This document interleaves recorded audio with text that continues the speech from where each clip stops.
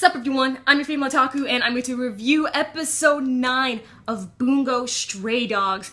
In this episode, man, most people are going to take it as like a yo, my gosh, this episode, bruh! Which, of course, I am usually like that. But I got more from this episode than just hype. This episode was very metaphorical and symbolic. There was a lot of symbolism with the relationships of the characters in this episode.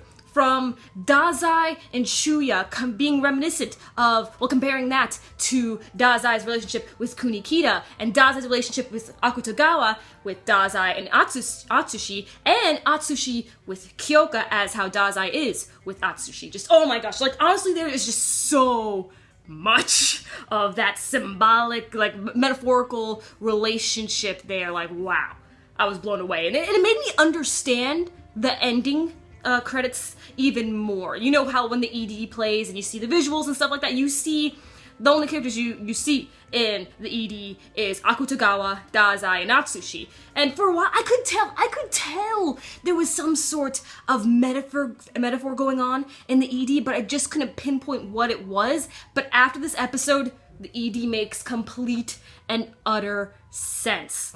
Dazai is pushing away Akutagawa and bringing in Atsushi. And it's like, yo. You see how closer, more compatible Dazai and Atsushi are, and how farther apart Akutagawa and Dazai is. And Akutagawa just wants Senpai to notice him. So that's how it is with that. And then Atsushi is carrying the torch of what Dazai did to Atsushi when Dazai took Atsushi in to the Armed Detective Agency. Atsushi is spending time with Kyoka, treating her as a person and not someone with this scary ability.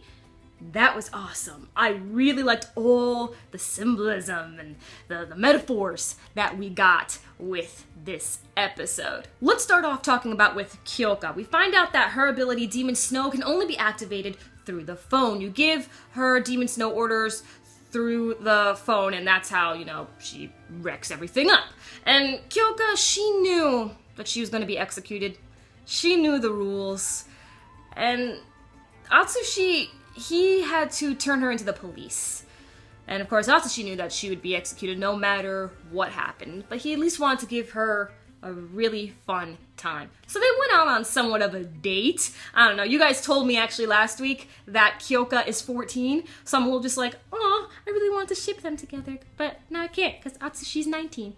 Oh well, I don't know. They do make a really nice pair, though. Like I said, that reminiscent to Dazai and Atsushi's relationship. But anyway, they go around town, have a couple of food. Well, a lot of food actually. And Atsushi's just looking at his wallet and stuff like, oh, Atsushi, you're so broke, man. You're so broke. And really, Kyoka was leading Atsushi around Yokohama, and that was really nice to see. Atsushi, he's just like, huh.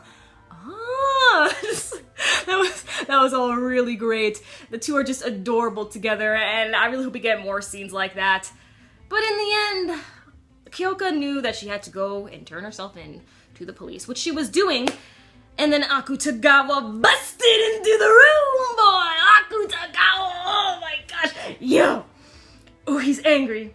Akutagawa's so angry. Did you see that preview for next week's episode? Like, I know, I gotta stop doing this. I gotta stop talking about the previews for next week. But honestly, did you see that preview? Dude is mad. He is so incredibly mad because when Akutagawa was talking with Dazai was saying how, like, oh, you mean your useless ability and stuff, like, oh, you used to be my subordinate, yeah, but to be honest, Atsushi is way better than you. And I'm like, yeah, Dazai's such a savage. Let's just talk about how OP Dazai is. For the past week, every single day I have been tweeting hashtag Protect Dazai 2016.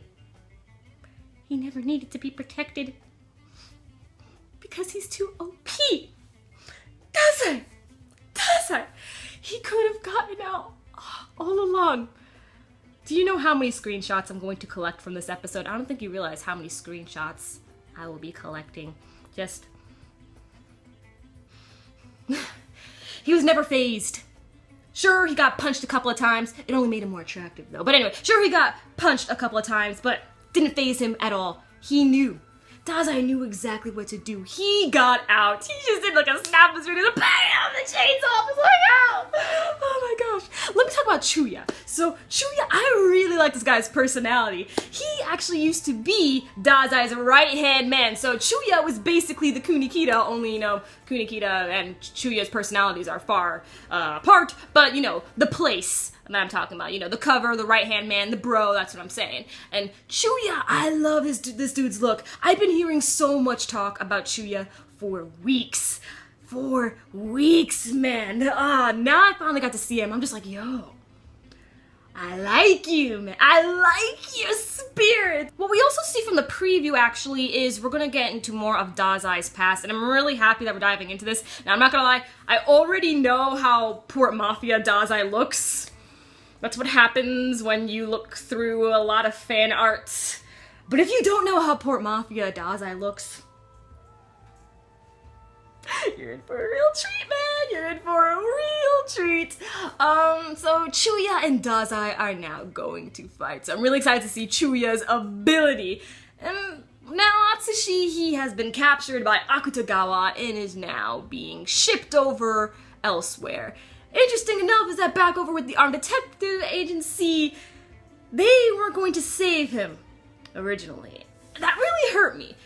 A lot of things that Kunikita says to Atsushi bothers me, but then when he was actually starting to make the final decision to not save Atsushi, I was just like, seriously? Do you really not care for Atsushi that much? I mean, I know Kunikita never calls Atsushi by his name. He always calls him Brat, no matter what. But the fact that he was really going to make that decision, I was like, man, it's really harsh, bro. That's so harsh. And Rambo, he was the one that suggested it too. He was just like, we're not here to protect the guy. Just the comedy with Rambo was awesome. And oh my goodness, I'm so happy. I am so happy we finally got to see Nami. Like, I know they said that she was okay back over in like episode 4, but I just wanted to see her. And I'm so glad she looks good as new, better than ever, comes up in there. She's just like, okay, it's taking you guys forever to make a decision. So I brought the president. And president steps in the room. Everyone gets up. They're like, yo, president, yes sir, what do we do now? And then president's just like, one of our own has been abducted. We're saving him. I'm just like, yo, president, fist pound.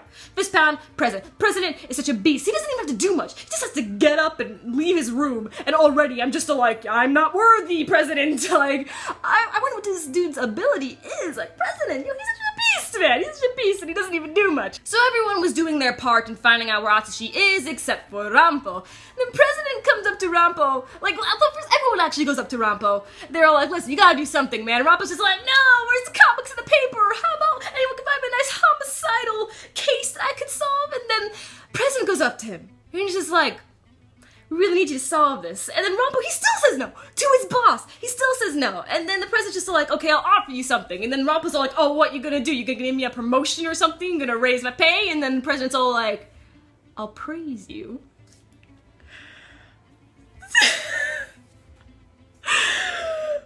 Rambo, he slowly lifts up his head, eyes wide as can be. The fact that the president of the Armed Detective Agency said that he would praise Rambo? He was just like, well, when you put it like that, Rambo gets to work, bam, done in 30 seconds. Like, yo, beautiful, fantastic episode. Loved every second of it, and I need more.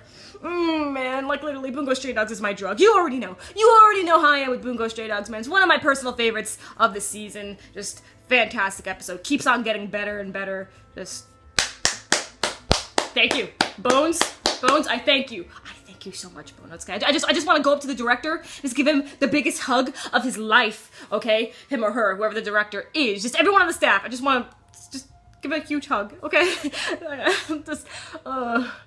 That's such a good anime. It really is. Let me know what you guys thought of this episode. Let me know all your thoughts, from the characters to the relationships, the metaphors, it's everything of this episode, and tell me how hyped you are for next week, man. Oh my gosh. Is this gonna be 12 or 13 episodes? Does anyone know? Please let me know if it's like gonna be 12 or 13 episodes. I mean, I know we're gonna get season 2 in the fall, but still, I gotta prepare myself, man. I gotta prepare for when I have to wait.